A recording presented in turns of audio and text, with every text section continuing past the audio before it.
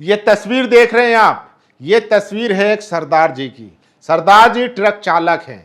इनको बस से हुई टक्कर में भीड़ ने घेर लिया और इनकी लिंचिंग करने की कोशिश की, लेकिन सरदार जी की हिम्मत को सलाम है, उनके जज्बे को और हौसले को सलाम है। वो भीड़ के आगे झुके नहीं, वो गिड़गिड़ाए नहीं, माफी नहीं मांगी। उन्होंने अपना हथियार निकाला और लहरा दिया। फिर जितने भी तथाकथित भीड़ थी वो सारी डरकर भागने लगी। सोचिए, ऐसा ही अगर मुसलमान हिम्मत दिखाने लगे, इसी तरीके से अगर सेल्फ डिफेंस करने लगे, तो फिर सोचिए, इस देश का संविधान आपको सेल्फ डिफेंस करने की इजाजत देता है। तो ये जितने भी तथाकथित गुंडे बनकर घूम रहे हैं, इनकी अकल ठिकाने आ जाएगी। सोचिए, सरदार जी ने जिस तरीके से इस भीड़ को भगाने का काम किया है, वो वाकई में देखने लायक है, सबक लेने लायक है। सोचिए, ऐसे ही अगर मुसलमान इतनी हिम्मत दिखाकर इस भीड़ से लड़ने लगे, अपना सेल्फ डिफेंस आत्मरक्षा करने लगे, तो सोचिए, मैं सच कह रहा हूं, इनमें इतनी हिम्मत नहीं होती है कि ये 1 बाय 1 आकर 1 to 1 लड़ सके। ये भीड़ देखकर कमजोर पर, दबे कुचलों पर हमला करते हैं। इनके अंदर इतनी भी हिम्मत नहीं है कि अपने बराबर के व्यक्ति से लड़ सकें या उसको डरा धमका सकें। ये हमेशा देखते हैं गरीब, मजदूर, मजलूम लोगों को और उनको निशाना बनाते हैं। कोई बिरयानी का ठेला लगा रहा है, उसको पकड़ लिया। कोई बूढ़ा बुजुर्ग जा रहा है ट्रेन में, उसको पकड़ लिया, उसकी दाढ़ी खींच ली, कपड़े खींच लिए। सोचिए, कोई बच्चा है, उसको पकड़ लिया, बोलो जय श्री राम। तो इस तरीके से ये जो भीड़ है, ये लोकतंत्र के लिए सबसे खतरनाक है। इसी तरीके से कमजोरों पर अपनी ताकत दिखाती है। सोचिए, बीजेपी सरकार आने के बाद से जो पहली लिंचिंग हुई थी, उसको कैसे मारा गया। मंदिर से ऐलान हुआ कि घर में जो है वो बीफ रखा हुआ है। फिर क्या था, भीड़ जमा हुई, घर को घेरा और उस निहत्थे बुजुर्ग अखलाक को मार दिया गया। सोचिए, तो इसी तरीके से ये हरकत करते हैं। अब आपको जरूरत है कि आप इनका मुकाबला करें, क्योंकि आप देख ही रहे हैं कि कम से कम पुलिस आपके साथ नहीं है, अदालतें न्यूट्रल नहीं है। हालांकि इलाहाबाद हाईकोर्ट के कुछ फैसले जरूर आए हैं, लेकिन ओवरऑल देखा जाए तो अदालत में जो जजेस हैं, जो आरएसएस की मानसिकता के हैं, वो बिल्कुल भी न्यूट्रल नहीं है। आप लोगों को जेल में सड़ा देते हैं। सोचिए, तो इसी तरीके से आपको देखना पड़ेगा, समझना पड़ेगा कि आज देश का माहौल क्या है। अगर आप जिंदा रहें, बचे रहें, तो इस देश को भी बचा लेंगे, संविधान को भी बचा लेंगे। जब आप ही नहीं बचेंगे तो ना संविधान बचेगा, ना देश बचेगा। अब बड़ी खबर आ रही है, महाराष्ट्र में मुसलमानों ने एक बड़ा फैसला लिया है। मुसलमानों की मीटिंग हुई थी, जिसमें जमाते इस्लामी हिंद, नवाब मलिक की बेटी सना मलिक जो विधायक भी है अणुशक्ति नगर से, और तमाम जो जिम्मेदारान लोग थे वो जमा हुए और उन्होंने एक बड़ा फैसला लिया है कि वो हेट क्राइम के खिलाफ मुस्लिम टास्क फोर्स बनाएंगे, जो इमीडिएटली जो विक्टिम है, जो हेट क्राइम की चपेट में आ रहा है, जिसको भीड़ जाकर निशाना बना रही है, वो उनके लिए मदद पहुंचाएगी। तो सोचिए, ये मुसलमानों की तरफ से एक बड़ी पहल है, और अगर ऐसी पहल होती है तो ये वाकई में काबिले तारीफ है। सोचिए, इसी दिल्ली में मदनपुर खादर में एक निशा नाम की लड़की एक नॉन मुस्लिम लड़के से प्यार करती है। वो दोनों साथ रहने लगते हैं। सोचिए, वो लड़का उस निशा नाम की लड़की की हत्या कर देता है, जबकि वो 3 महीने की प्रेग्नेंट थी। मीडिया में कहीं खबर नहीं है। सोचिए, पुलिस वाले जब उसकी लाश को लेकर पुलिस वाले मतलब थाने गए और कंप्लेन करने की बात कही, एफआईआर करने की बात कही, तो पुलिस वाले हंस रहे थे। उनको भगा दिया गया कि जाओ यहां से। रैपिड एक्शन फोर्स है, उन्होंने उसको भगा दिया भीड़ को कि जाओ यहां से। सोचिए, मतलब पीड़ित अगर मुसलमान है, सोचिए 3 महीने की गर्भवती थी वो लड़की, उसके लात घूसे मारे गए, उसकी हत्या कर दी गई। और जो हत्यारा था वो कह रहा था कि इसी मुसलमानों ने अगर इसकी मदद करने की कोशिश की या इस मुद्दे को उठाने की कोशिश करी तो मैं एक एक को मारूंगा। सोचिए, इसी का जरा उल्टा कर लीजिए। ऐसा ही एक मामला है शामली का। शामली में आयुष उर्फ अली, जो मुसलमान हो चुके हैं, जो खुद अपनी मर्जी से हुए हैं, और उन्होंने एक चांदनी कुरैशी नाम की लड़की से शादी कर ली, और दोनों मर्जी रजामंदी से सारे काम हुए। लेकिन चूंकि लड़का हिंदू था, मुसलमान हो गया, तो उसको इस तरीके से दिखाया जा रहा है कि मानो जैसे चांदनी ने इस देश का, इस दुनिया का सबसे बड़ा जुर्म किया हो और उसने जबरदस्ती उसका धर्मांतर किया हो। वो तो सलाम है आयुष उर्फ अली के जज्बे को, जिन्होंने सच्चाई हक का साथ दिया। उन्होंने मीडिया में आकर खुद जो गोदी मीडिया है उसका प्रोपेगेंडा जो है तोड़ने का काम किया। उन्होंने साफ कहा कि मेरे ऊपर किसी ने दबाव नहीं बनाया, मैं खुद अपनी मर्जी से जो है कन्वर्ट हुआ हूं, मुझे इस्लाम की चीजें अच्छी लगी, मैंने पढ़ा, जब जाके मैं कन्वर्ट हुआ। मीडिया, सोचिए, मीडिया चाह रही थी कि उनके मुंह से कुछ ऐसा निकले जिसको हम इस केस को घुमा सके। मीडिया ने कई बार उनसे सवाल करने की कोशिश की, कह रहे हैं कि इस्लाम में तो माँ की कोई मतलब उनको इज्जत नहीं मिलती, माँ की कोई हैसियत नहीं है।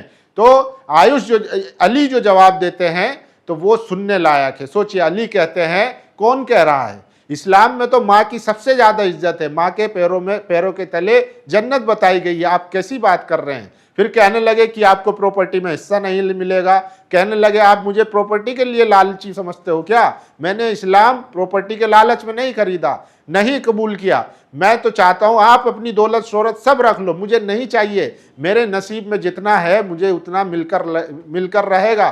सोचिए यूपी में कैसा माहौल है, पुलिस प्रशासन खुले तौर पर मुख्यमंत्री जो है मुसलमानों के खिलाफ ऐलान करते हैं, तब भी ऐसे माहौल में भी इस लड़के को, इस जज्बे को सलाम है जो खुलेआम कैमरे पर आकर कहता है कि अल्हम्दुलिल्लाह मैं मुसलमान हूं और मैं वापस नहीं होने वाला हूं, यानी कि मैं घर वापसी नहीं करने वाला। अगर मैं घर वापसी करता हूं तो मैं मुसलमान ही नहीं था।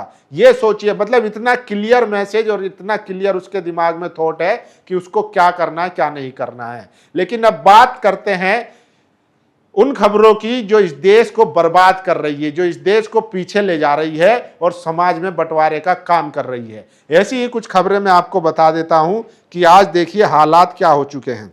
सबसे पहले ये खबर देखिए कि किस तरीके से, देखिए, Mumbai federation of Maharashtra Muslim FMM के हाल ही में एक महत्वपूर्ण परामर्श बैठक का आयोजन किया, जिसका विषय था वर्तमान चुनौतियां, समुदाय के लिए मार्गदर्शन, लोकतांत्रिक मूल्यों की सुरक्षा और एक सामूहिक रणनीति। बैठक के प्रमुख बिंदु, हेड क्राइम के पीड़ितों को तत्काल सहायता प्रदान करने के लिए एक समर्पित टास्क फोर्स बनाने की योजना, धर्म की स्वतंत्रता कानून को वापस लेने की मांग, बढ़ते सांप्रदायिक तनाव, प्रशासनिक असमानता को दूर करने के लिए सामुदायिक समन्वय और 10 वर्षीय कार्य योजना।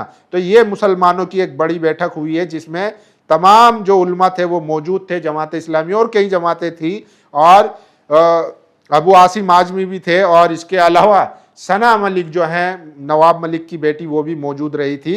तो मुसलमानों की तरफ से ये एक बड़ा इनिशिएटिव लिया गया। और सोचिए उत्तर प्रदेश में जहां असद का 24 घंटे के अंदर एनकाउंटर हो जाता है, वहां पर एक अजय ठाकुर नाम का लड़का खुलेआम, जिस पर कई मुकदमे हैं, 32 से ज्यादा मुकदमे हैं, वो उसको पुलिस नहीं ढूंढ पा रही है और खुलेआम जो है वो रील बना रहा है, लग्जरी लाइफ जी रहा है। सोचिए, इसीलिए कहा जा रहा है, अखिलेश यादव हो या तमाम पार्टी आरोप लगाती है कि यूपी में जातिवाद चल रहा है, एनकाउंटर जाति देखकर किया जा रहा है। ब्राह्मण है तो एनकाउंटर हो जाएगा, दलित है एनकाउंटर हो जाएगा, मुसलमान है तो एनकाउंटर हो जाएगा, लेकिन मुख्यमंत्री की जाति के अगर हैं तो वो उनको पुलिस ढूंढ ही नहीं पाती है। इस खबर से आप अंदाजा लगा सकते हैं। 43 दिन 25 रीले और बेबस पुलिस, मॉल से लेकर हाईवे तक रसूख की नुमाइश कर रहा कानपुर का wanted history sheeter Ajay Thakur. Kanpur में महंत पर हमले का वंचित हिस्ट्री शीटर अजय ठाकुर 43 दिनों से फरार है। 32 से अधिक मुकदमों के बावजूद वे इंस्टाग्राम पर लगातार लग्जरी काफिले और जन्मदिन की रीलें पोस्ट कर रहा है। भाजपा झंडे वाले वाहनों का ताजा वीडियो सामने आने से पुलिस पर सवाल खड़े हुए हैं। सोचिए, मतलब इस व्यक्ति को पुलिस नहीं ढूंढ पा रही है जो 24 घंटे के अंदर अंदर असद को ढूंढकर उसका एनकाउंटर कर देती है।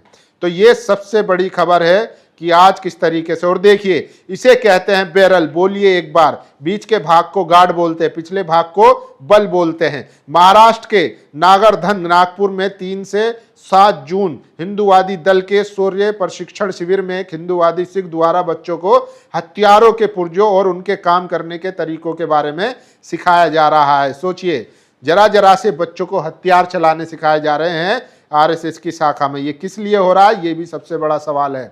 और देखिए, प्रियांक खड़गे जो कर्नाटक सरकार में मंत्री हैं, गृह मंत्री बनाए गए हैं, उन्होंने कहा है बीजेपी RSS के लोग भारत के इतिहास में सबसे बड़े देशद्रोही है। और इन्होंने अब कहा है कि RSS को अपना रजिस्ट्रेशन करवाना पड़ेगा, टैक्स भी भरना पड़ेगा और पूरी जानकारी देनी पड़ेगी कि अब ये सब चलने वाला नहीं है। तो ये सबसे बड़ी खबर है। और सोचिए, दिल्ली हाईकोर्ट ने मीडिया संस्थान न्यूज क्लिक के खिलाफ विदेशी फंडिंग मामले में ईडी की जांच और एफआईआर को रद्द कर दिया है। कोर्ट ने कहा यह कानून का घोर दुरुपयोग है।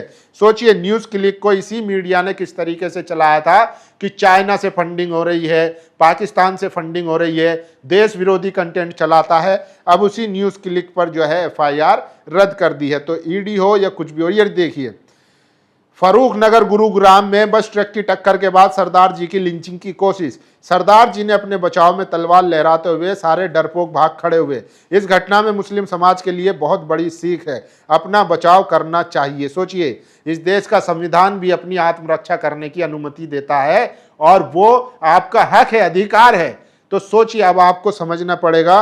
और ये खबर, ये वीडियो आपके लिए एक मिसाल है, नज़ीर है कि जिस तरीके से सिख कौम जो है वो नहीं डरती है, उसी तरीके से आपको भी डरने की और घबराने की जरूरत नहीं। और ये देखिए, ये देश के सरकारी चैनल की भाषा है। मुसलमानों को, देश के नागरिकों जिहादी कहा जा रहा है। ये चैनल मेरे और आपके टैक्स के पैसे से चलता है। सोचिए, ये सुदर्शन न्यूज, डीडी न्यूज की डिबेट है। इसमें कहा जा रहा है योगी का रामबाण, जिहादियों का काम तमाम। सोचिए, एक कौम को जिहादी कहा जा रहा है और उसको गालियां दी जा रही है, और ये सब जो है नेशनल टेलीविजन से हो रहा है। तो ये वो बड़ी खबरें थी जिसमें मुसलमानों के लिए एक बड़ी सीख है सरदार जी की वीडियो से। और सोचिए, अजय ठाकुर जिस पर 32 से ज्यादा मुकदमे हैं, उसको यूपी पुलिस ढूंढ नहीं पा रही है, जबकि वो असद को 24 घंटे में ढूंढकर उसका एनकाउंटर भी कर देती है। इससे आप पुलिस की निष्पक्षता का अंदाजा लगा सकते हैं। बाकी आप लोगों की क्या राय, अपनी राय जरूर दीजिए। शुक्रिया।